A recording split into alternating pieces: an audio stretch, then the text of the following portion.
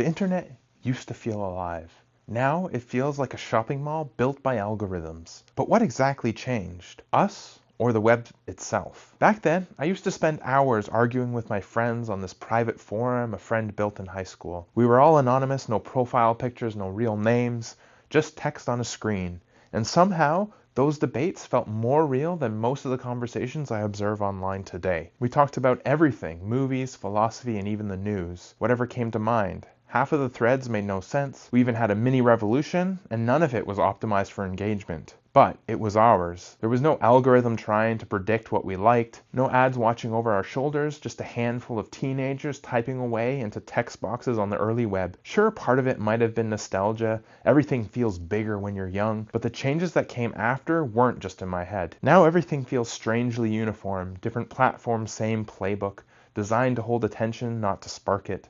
And maybe you felt it too, that strange emptiness that comes from spending all day online and still feeling disconnected. The internet did change. It evolved in a way that made it feel smaller even as it got bigger. And the reason why has less to do with technology and more to do with how we stopped rewarding curiosity and started feeding predictability. So let's talk about what happened to the internet we used to love and how we might actually get it back. We like to think we're the ones choosing what we see online. We follow who we want, click what we like, subscribe to channels that speak to us.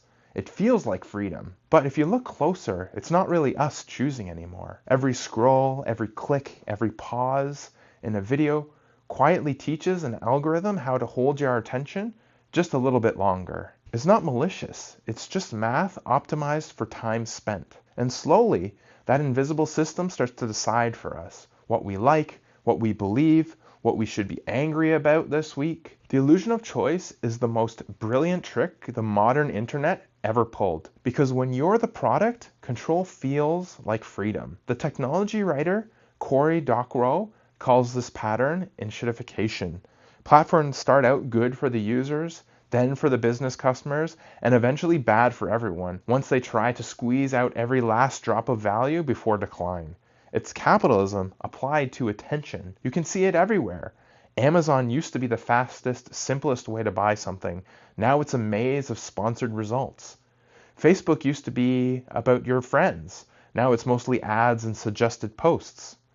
Google used to organize the world's information. Now it organizes advertising real estate. Even platforms built for creativity, this one, Reddit, Spotify, face the same pressure, growth at all costs. Because once investors demand infinite growth, the only thing left to monetize is you, the consumer. And it's not just about money, it's about attention. The longer you stay, the more predictable you become. That's why feeds never end, why autoplay exists, why every next video is engineered to feel like your idea even when it isn't. The result?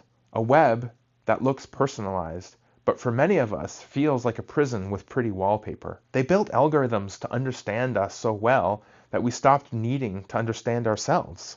If personalization was supposed to free us, why does everything now look the same? There's another reason the internet feels smaller, not in scale, but in spirit. Because somewhere along the way, the internet stopped being a shared space and turned into a collection of isolated bubbles. I remember when it felt like we were all exploring the same wild web together. You'd stumble across the same weird flash game or viral video everyone else had found that week. It wasn't curated or optimized, it just kind of happened. There was a kind of randomness, a collective curiosity that pulled us into the same orbit. When was the last time you ended up somewhere online you didn't expect to be and loved it? But now, everything's been carved into niches. Every interest, every hobby, every worldview sits in its own perfectly sealed bubble. And personalization, this thing that was supposed to make the web yours, quietly made it smaller. When algorithms decide what you like, they stop showing you what you don't like. That sounds harmless until you realize discovery depends on friction.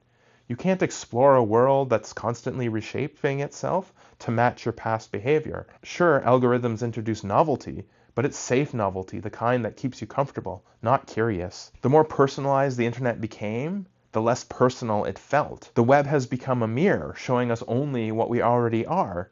There's nothing wrong with niches, they gave more people a voice.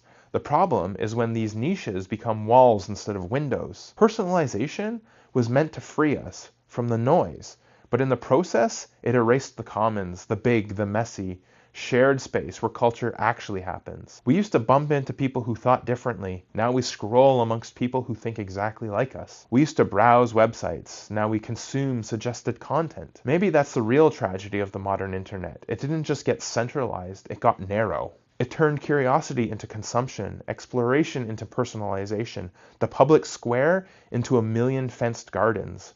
The old internet was like a public park. Everyone could just wander through, join in, or just watch.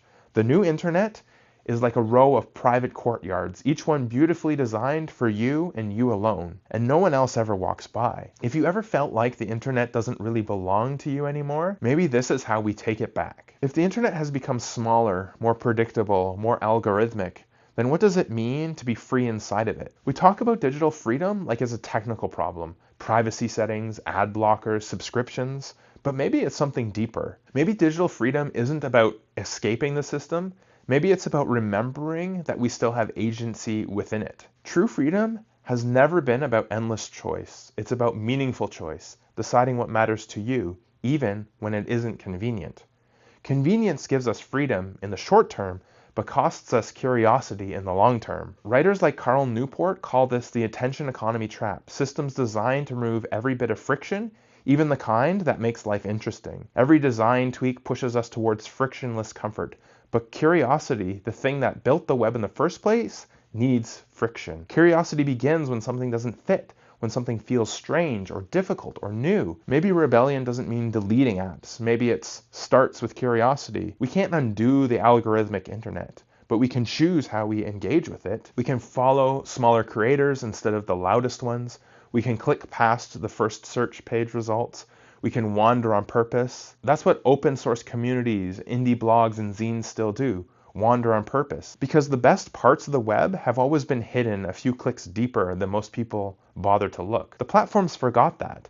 They thought they could manufacture wonder, but wonder can't be automated. It only happens when you let go of what the system expects you to want. I think that's what digital freedom really means now. Not deleting your account, not disappearing from the web, but remembering you still have the power to choose how to use it, to slow down, to search differently, to resist the path of least resistance. Because maybe freedom online isn't about logging off, it's about learning how to log back in as a human being instead. Lately, I've been trying to find that feeling again, the one I had back on the little forum with my friends.